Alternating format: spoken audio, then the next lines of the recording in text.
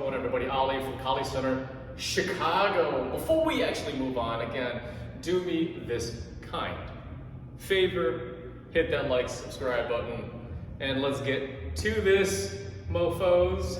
All right, it's actually quite interesting because, you know, a lot of the students that are actually starting to come in now are of Filipino descent. And a lot of it is based off of the discovery of, hey, you know what? I did not realize that there is a system that is literally embedded in the Philippines, and it is a bladed system. What I mean by bladed system is we're talking about edged weaponry, swords, knives. It is that type of culture where it was about survival. It was about freedom. A lot of it was, you know, for the past how many, 300, 400 years when the Spanish arrived, the system itself had to improve, had to get better. And as we get to the United States now, 2021, 2022, the new year that's coming up, a lot of Americans of Filipino descent and a lot of Filipinos in general don't realize that they actually have a martial art, Filipino martial arts. And it's honestly the most beautiful system that I've encountered in my 108 years of roaming this world. A lot of things that you might actually see, because it might be called eskrima, a lot of people might refer to it as arnis or kali, but a lot of it is seeing the similar tools. All right, a lot of the tools that they use for training, simply put, is you have this 28-inch rattan, and this is supposed to simulate the lines of a blade or a sword, or as Filipinos may call it, a bolo. All right, so this is a training tool that we use.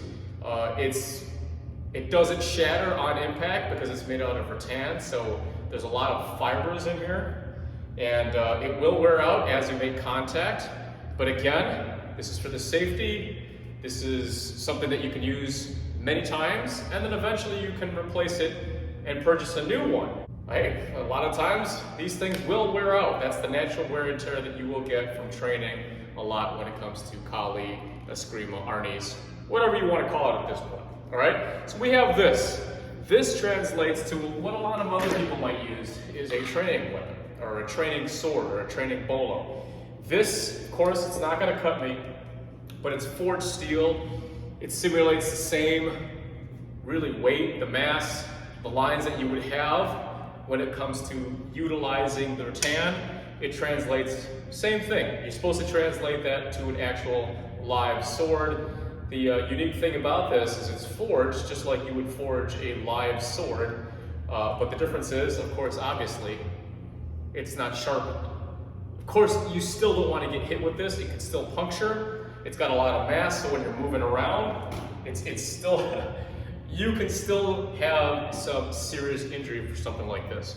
But you'll notice that if you're off with your mechanics and your coordination with the rattan stick, and you utilize this with a lot of footwork, I like to kind of equate it as the nuts and bolts of an aircraft.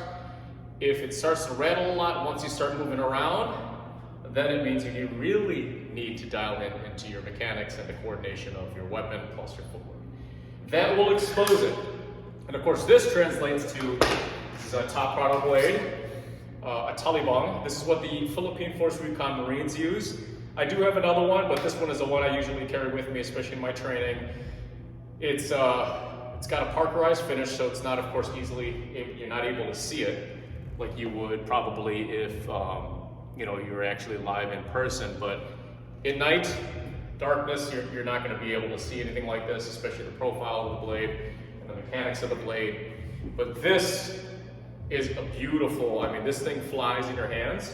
But I would never recommend going to a live weapon, sword, without going through the basics of utilizing the proper mechanics of a rattan stick, and then of course, coordinating that with your footwork.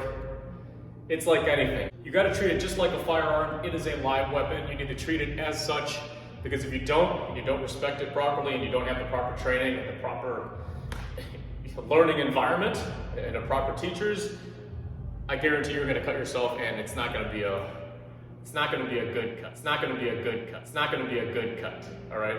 So you want to make sure that you can actually learn all of this properly at the proper location from the proper teachers. All right, because not all teachers are equal. We always say qualify your instructors, qualify your teachers.